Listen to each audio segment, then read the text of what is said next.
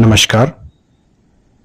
आज हम श्री श्री आनंद मूर्ति जी द्वारा रचित आनंद वचनामृतम खंड द्वितीय का स्वाध्याय करने जा रहे हैं, जिसमें हमारा आज का शीर्षक है राम और नारायण का तात्पर्य।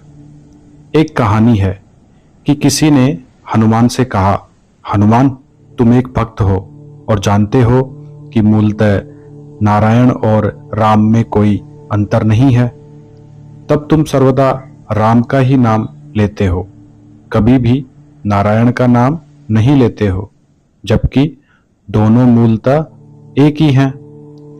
नारायण और राम दोनों वास्तव में एक ही हैं, मात्र नामों का अंतर है। नारायण संस्कृत का शब्द है। यह एक संयुक्त शब्द है, नार प्लस अयन। संस्कृत में नार शब्द के तीन अर्थ हैं। एक अर्थ है नीर या जल, दूसरा अर्थ है परमा प्रकृति और तीसरा अर्थ है भक्ति। नार प्लस द अर्थात नारद, भक्ति बांटने वाले। नार का अर्थ है जल और परमा प्रकृति अर्थात भूमा प्रकृति, और अयन का अर्थ आश्रय। शिवायन अर्थात शिव का आश्रय। रामायण अर्थात राम का आश्रय, पुस्तक जिसमें राम को आश्रय दिया गया है, यानी कि राम का घर, वह है रामायण। रामायण अर्थात नार कीमा प्रकृति का आश्रय, परमा प्रकृति का आश्रय। नार का आश्रय कौन है? नार अर्थात परमा प्रकृति के आश्रय हैं परम पुरुष। अतः नारायण का अर्थ हुआ परम पुरुष, भूमा चैतन्य, चिति सत्ता। और राम का अर्थ क्या है?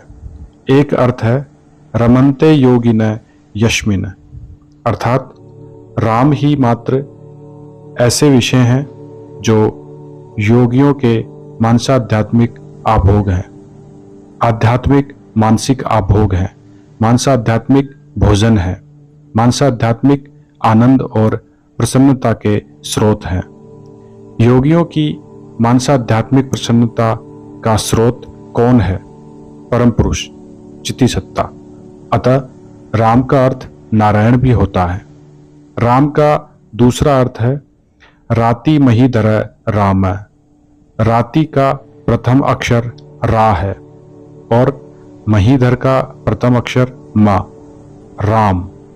राति महीधर राम है संपूर्ण विश्व की सर्वश्रेष्ठ ज्योतित सत्ता जो दूसरों को ज्योतित करती है।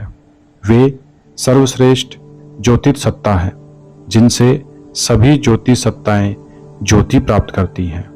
चंद्रमा पृथ्वी से ज्योति प्राप्त करता है, पृथ्वी सूर्य से ज्योति प्राप्त करती है और सूर्य परम पुरुष से ज्योति प्राप्त करते हैं। वे ही वह सर्वोच्च सत्ता है जो दूसरों को प्रकाशित करते हैं। वह सर्वोच्च प्रकाशमान सत्ता कौन है?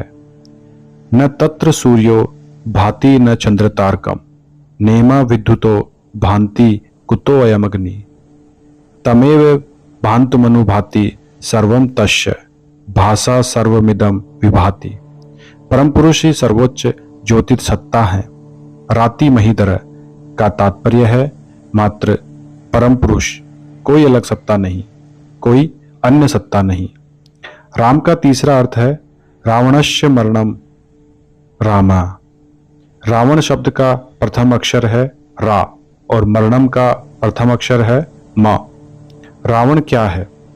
रावण का तात्पर्य है दुष्ट मानसिकता, भ्रष्ट मानसिकता जो 10 दिशाओं में विचरण करती है, अर्थात पूरब, पश्चिम, उत्तर, दक्षिण, ऊर्ध्व, अधः, ईशान, नैऋत्य, अग्नि और वायु, 10 पर। सभी दुष्ट शक्तियां, सभी भ्रष्ट शक्तियां जो 10 दिशाओं में परिचालित होती है, वही रावण है। रव प्लस अन अर्थात रावण, जो मन को नरक की ओर ले जाता है। अस्तु रावणस्य मरणम, रावण की मृत्यु कहाँ होती है, कब होती है? जब कोई राम की शरण में जाता है तो रावण मर जाता है।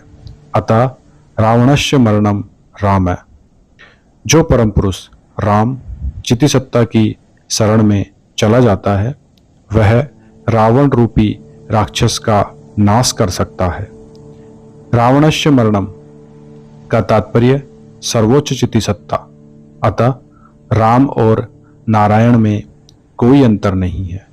अतः हनुमान से प्रश्न किया गया, हनुमान तुम सदा राम का नाम लेते हो, नारायण का नाम क्यों नहीं? अब ध्यान दो कि हनुमान का क्या उत्तर था। श्रीनाथे जानकी नाथे चा भेद परमात्मनि तथापि मम सर्वस्व रामय कमल लोचना। अर्थात तुम्हें अधिकाधिक सच्चाई के साथ अपनी संपूर्ण मानसिक वृत्तियों को समाहित करते हुए बिंदुभूत रूप में अपने लक्ष्य परम पुरुष की ओर चलना चाहिए। अपितु सभी मानसिक वृत्तियों को सुई की नोक के समान एकाग्र करते हुए अपने मैं भाव को मात्र उस एक तत्व की ओर बिना किसी अन्य रूप, नाम, वर्ण अथवा विषय पर ध्यान दिए तुम्हें परिचालित करना चाहिए। इसीलिए हनुमान कहते हैं श्रीनाथे जानकी नाथे। श्री शब्द का योगारूढ़ार्थ है लक्ष्मी देवी, समृद्धि की देवी, और इसका भावारूढ़ार्थ है वह सत्ता जो रजोगुणी शक्ति का अधिष्ठान है, जो शक्ति से पूर्ण है।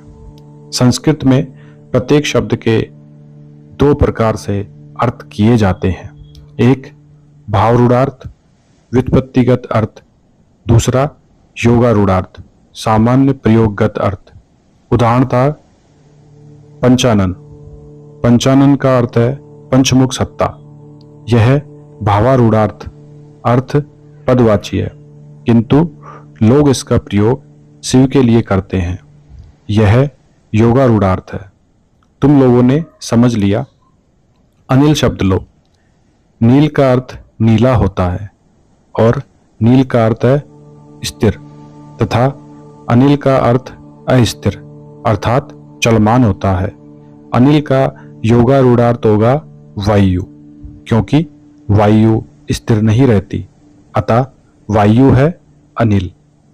भावारूढ़ार्थ होगा जो स्थिर नहीं है।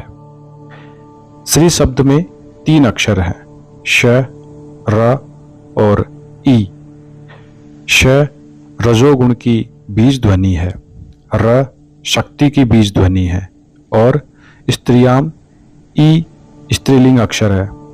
वह सत्ता जिसमें रजोगुणी तत्व है, जो शक्ति से परिपूर्ण है, स्त्रीलिंग वाची है, वही है श्री।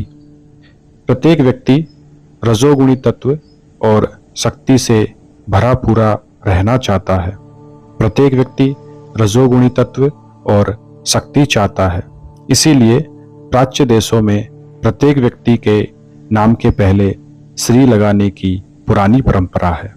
श्रीनाथ, श्री के मालिक नारायण है और जानकी अर्थात सीता के मालिक या पति हैं राम।